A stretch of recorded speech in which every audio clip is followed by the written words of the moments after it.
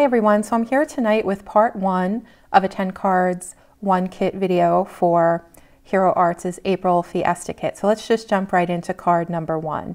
Here I'm using the Fiesta red ink that is included in the kit, and now I'm using the Fiesta teal, and I'm going to combine them together because I want them to make a light purple towards the bottom and then a darker purple at the top of the card. So the reason that I chose to do this is because I wanted to show you that you can, not only by mixing the red and the yellow can you get an orange, and by mixing the green and the blue and the yellow can you get a green. You can also go full circle and mix the blue and the red and get a purple, so you can get a full rainbow with just the 3 colors that are in the kit. I sprayed some water on the finished background because it's water reactive and I wanted to see what it would do, and it reacts similar to how distress oxide inks work. Now I'm taking the purple liquid watercolor that was an add-on to the April kit, and I'm just going to put some little purple spatters down on the backdrop, just for the heck of it. I'm trying to use all of the different items that I purchased this month and see how they work together. Next, I'm just going to run my heat gun over the background because I was impatient and didn't want to wait for it to dry. Now I'm just attaching the background to the card base. And here I'm just showing you that you can also get a lighter blend of colors if you wished, using the same inks. I'm taking the fringe die that was an add-on, and I'm cutting it down the middle so that I can have 2 thinner strips of fringe. And then I'm going to do the same thing with the teal mulberry paper that's included in the kit, and we're going to have a partial fringe background for this card. So I'm going to make a fringe on the bottom, and then I'm going to on top layer it with the frame die that is included in the main kit, and I'm applying 1/8 of an inch score tape to the very top of each strip of the fringe, and I'm going to layer it mulberry paper and then glitter paper and then mulberry paper and then glitter paper. And then we're going to place the frame on top of that. And I'm just using my adhesive runner, which is my go-to adhesive really. And it works pretty well for this. Now it's time to attach the piñata to the card. And to color in the piñata, I use Copic markers in the R80 range, and I just worked my way through the range from light to dark. And then at the very bottom I used one of the very dark violet Copic colors. I think it was V28 maybe. I'm using a sentiment from the kit. This says Fiesta Time, and I'm going to stamp it with black VersaFine ink right onto the card panel. And then I am going to put some clear embossing powder over that, and then heat set it so that the sentiment is shiny and a little bit puffy and stands out from the back of the card. For the piñata, I'm going to attach the body flat to the card, but then the head, I popped it up a little bit, just for the heck of it. Wanted to see how it would look, and I actually like how it looks. It makes it look as though he's kind of towards the foreground of the panel.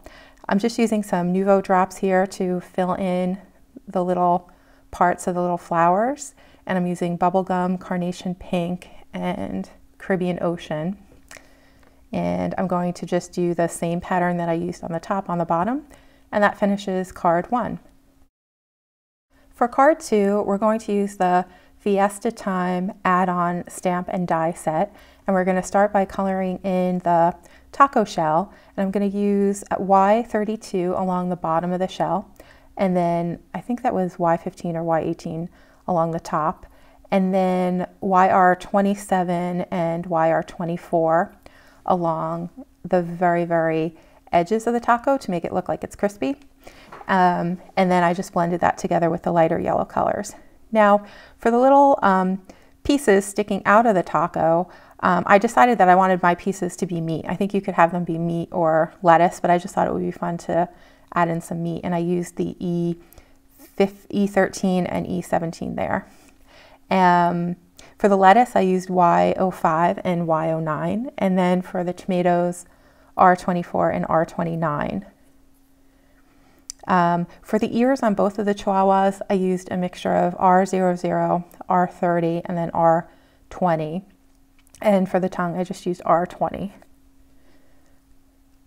For the Chihuahua, I'm going to use a variety of colors in the E40 range, starting with a base of E40 for all over the Chihuahua, and then E44 for some of the edges, like the edges of the ears, the top of the head, and then the side of the head, and then also the tops of the legs where they're coming out of the taco. And then I'm going to just go down with an E43 as the next layer, and then E42, and then finish it up with just E40 in the center. And for the legs, I did the same thing. For the nose and the eyebrows, I used N7, but later on we're going to darken it with another color. For the second Chihuahua, we're going to color him in E30s.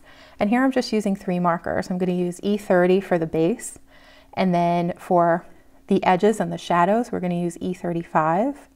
And then to blend it all together, we're going to use E31. Here I'm just putting the shading under the neck, the under parts of the legs, and then we're going to give him a little bit of a shadow on his back and his tail because he's kind of covered up by the hat, so that would appear a little bit darker. And now I'm just blending it all together with the E31, and we're going to leave the center of the face and the center of the body light. Next, we're going to move on to the nose and the eyebrows using N7 again, but we will darken it later. Now we're going to do the underside of the hat, and I'm going to use a combination of N0, N3, and then later go back over it with N1. For the base of the top of the hat, I used N1. For the rim, in N7, and then N5 for the top and the little folded crease in the hat, and then blend it together with an N3 and an N5. Now for the decoration to the hat, we're going to color in the top triangles in yellow tones, and then the bottom triangles in blue-green tones in BG02 and BG05. And they are really small spaces, so you may be tempted just to use 1 marker, but I always encourage you, whenever you're using Copic markers, to use at least 2, because otherwise the color will look flat. So no matter how small the area, I think it's always good to try to put, even if it's just a little dot of color, a dot of a second color in.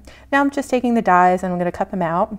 We're going to darken up the eyeballs with a 110 marker, just so that they stand out more against the background or against the rest of the dog. And then we're going to take our white gel pen and add the highlights, the little sparkle to the Chihuahua's eyes with that. And I also dotted the white gel pen along on some of the decoration on the hat. And then we're going to add some little white highlights to the taco and to the tomatoes and the lettuce. I'm just dotting it, using a dotting motion there. We're going to move on to the sentiment now, and the sentiment I chose was Bow Chickawawa. I thought that was really cute. We're going to use gold embossing powder, and we're going to heat set it, and then set the sentiment aside and put the card together. So here I just took a piece of black glitter paper. This is from Tonic, I believe, and then I took cherry red cardstock from c&ct, and I used the same frame die that's in the main kit to cut that out, and we're going to add that as the frame to the kit. Now we're going to attach the little Chihuahuas. The little taco is on the bottom left side, and then the Chihuahua wearing the hat is on the top right. Now I'm just brushing off any of the anti-static powder tool remnants that was left on the black cardstock, and then I just popped it up with some foam tape. And now we're going to take some Nuvo drops in Caribbean Ocean, dandelion yellow, and white, and just decorate the frame similar to what we did with card 1. And that is going to finish the card. But not so fast, because we're also going to add some glossy accents to the little balls that are hanging off of the hat on the one Chihuahua. And now we're done. So moving on to card 3, I'm going to take the Fiesta Teal ink again, and we're going to make another background for card 3. I'm using a very, very light hand with the ink blending, making it a little bit darker along the top and then lighter along the bottom. Now we're attaching the card base to the panel to the card base. And again, we're going to use that same frame die that's in the kit, this time cut out of white cardstock. And I pre-cut and colored a whole bunch of the images in the main kit. And here I'm just figuring out how I want them to sit on the card. And I decided it would be cute to have the 2 little mice and then surrounded by some flowers with a sentiment from the kit stamped right onto the card panel with VersaFine ink. And then, as always, we're going to emboss it with clear embossing powder and then heat set it so it's nice and shiny and puffy and stands out from the background. Okay, so next we're just going to adhere the little lady to the card, and then the little man with a little cactus behind him, and then we're going to put just a variety of the flowers that are in the kit on the bottom right side of the card and then the top left side of the card.